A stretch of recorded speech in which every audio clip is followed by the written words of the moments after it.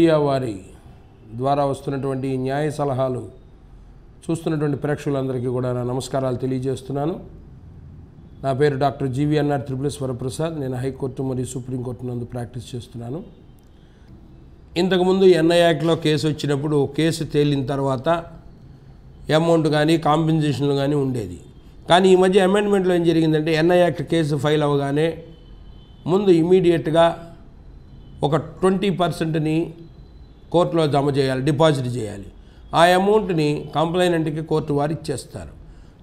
ఒకవేళ కేసు ముందుకు వెళ్ళి కేసులు ఇతను ఓడిపోయినట్లయితే మళ్ళీ అప్పీల్ చేసుకునేది అప్పీల్లో మరలా ఇంకొక 20% కట్టాలి. ఆ డబ్బులు కూడా ఇచ్చేస్తారు కంప్లైనెంట్కి. ఒకవేళ ఈ నేరస్తుడు ఆ నేరం ఆమోదింపబడినటువంటి వాడు రెస్పాండెంట్ ఎవరైతే గెలుస్తాడో కేసు, అప్పుడు కోర్టు వారు మళ్ళీ కంప్లైనెంట్ దగ్గర నుంచి డబ్బులు వెనక్కి ఇప్పిస్తారు. కాబట్టి ఒక రకంగా చెక్కు కేసులు వేసుకొని సంవత్సరాల దాకా వెయిట్ చేసి శిక్ష పడేదాకా వెయిట్ చేసేటువంటి అవకాశం లేకుండా ఇప్పుడు ఇమీడియట్గానే ఫస్ట్ కేసు వేసి వెళ్ళంగానే ఫస్ట్ అపియరెన్స్ టైంకి కోర్టు వారు 20% డిపాజిట్ చేయమని అంటున్నారు. అయితే చాలా చోట్ల జరుగుతున్న దురదృష్టకరమైన సంఘటనలు ఏంటంటే ఇవాళ అప్పు ఇచ్చేవాడు ఎవడు కూడా చెక్కు మీద అమౌంట్ రాసేసి అప్పు ఎవడివ్వట్ల, నోట్ల మీద అప్పులు ఇచ్చేవాడు కూడా ఎవడివ్వట్ల. ప్రతి వాళ్ళు చేస్తున్నది భారతదేశంలో అనేక చోట్ల జరుగుతుంది. ఎక్కడో రేరు నిజాయితీగా చేసేవాళ్ళు వడ్డీ వ్యాపారం. చాలామంది బ్లాంక్ ప్రామిసరీ నోట్లు, బ్లాంక్ చెక్కులు తీసుకుంటున్నారు. ఇచ్చేవాళ్ళు కూడా వాళ్ళ అవకాశం కోసం, అవసరం కోసం డబ్బులు అప్పు కోసం వెళ్ళి వాళ్ళకి ఆ బ్లాంక్ మీద నోట్ మీద సంతకం పెట్టేస్తున్నారు. కానీ మేము బ్లాంక్ చెక్కు బ్లాంక్ నోట్ ఇవ్వని పరిస్థితులు ఎవరూ లేరు.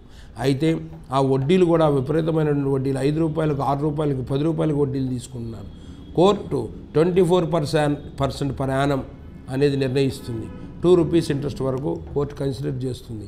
కానీ వీళ్ళు ఉన్నటువంటి బ్లాంక్ ప్రామిస్ నోట్లు పెట్టుకొని డిస్ప్యూట్ వడ్డీలు కలెక్ట్ చేసుకుంటూ పోతుంటారు. ఎప్పుడైతే వీళ్ళు ఆగిపోయారో వాళ్ళు ఇచ్చింది 2 లక్షల రూపాయల అప్పైనా వాళ్ళు 10 లక్షలు రాసుకుంటున్నారు ఆ బ్లాంక్ కాగితాల మీద. ఇటువంటి కేసులు 90% కేసులు ఇవే నడుస్తున్నాయి. ఎక్కడో 10% కేసులు కంపెనీలకు సంబంధించినవి కానీ లేదా ప్రీఫిక్స్డ్గా ఉన్నటువంటి ఏమన్నా ఉంటే అవి రికార్డెడ్గా జరుగుతున్నటువంటి వాటికే. కానీ ఎక్కడా కూడా బ్లాంక్ ప్రామిసరీ నోట్లు, బ్లాంక్ చెక్కులు లేకుండా ఎవరి వాళ్ళు అప్పులు ఇవ్వట్ల. కానీ ఈ మధ్యకాలంలో అప్పులు తీసుకునే వాళ్ళకు కూడా తెలివితేటలు పెరిగిపోయి ఈ టెక్నాలజీని వాడుకోవడం మొదలుపెట్టి బ్లాంక్ నోట్లు, బ్లాంక్ చెక్కులు రాసేటప్పుడు దాన్ని వీడియోగ్రాఫ్ చేసుకుంటున్నారు అవతల వాడికి తెలియకుండా. వాడు డబ్బులు ఇస్తున్నట్టుగా ఇవన్నీ రికార్డెడ్గా అందులో ఉంటాయి. రేపు పొద్దున వాడు దీన్ని ఫ్యాబ్రికేట్ చేసాడు అన్నప్పుడు ఈ ఎవిడెన్స్ ఉపయోగపడుతుంది. ఇలా జాగ్రత్త పడే వాళ్ళు వీటిని ఉపయోగించుకుంటున్నారు. కానీ మెజారిటీ సభ్యులు మాత్రం దీనివల్ల దెబ్బలు తింటున్నారు. ఇది కోర్టుకి ఎట్లా తెలుస్తుంది వీడు బ్లాంక్ చేశాడని? అయితే ఇందులో ఒక రకమైనటువంటి వెసులుబాటు ఏంటంటే వీళ్ళు చెక్కు ద్వారా తీసుకోవాలని క్లెయిమ్ చేస్తున్న డబ్బు లీగల్ ఎన్ఫోర్సిబుల్ డెట్ అవ్వాలి. అంటే ఎవరైతే నాకు ఇతను బాకీ ఉన్నాడు డబ్బులు ఇవ్వాలని అడుగుతున్నాడో వాడు లీగల్ ఎన్ఫోర్సిబుల్ డెట్గా చూపించగలగాలి. అంటే ఆ యొక్క అమౌంట్ని ఇన్కమ్ ట్యాక్స్ లెక్కల్లో చూపించగలగాలి. అలా ఇన్కమ్ ట్యాక్స్ లెక్కల్లో చూపించకపోతే దాన్ని అన్అకౌంటెడ్ మనీగా తీసుకొని కోర్టు అటువంటి కేసులని డిస్మిస్ చేస్తున్నది.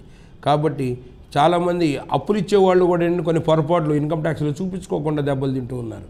కాబట్టి ఏది ఏమైనప్పటికీ భారతదేశంలో చట్టాలు ఉన్నాయి, వాళ్ళని సక్రమమైన మార్గంలో ఉపయోగించుకోవాల్సిన అవసరం ప్రతి ఒక్కళ్ళకి ఉంది, మిస్యూజ్ చేయకుండా అనేది నేను ఈగిల్ మీడియా ద్వారా తెలియజేస్తున్నాను.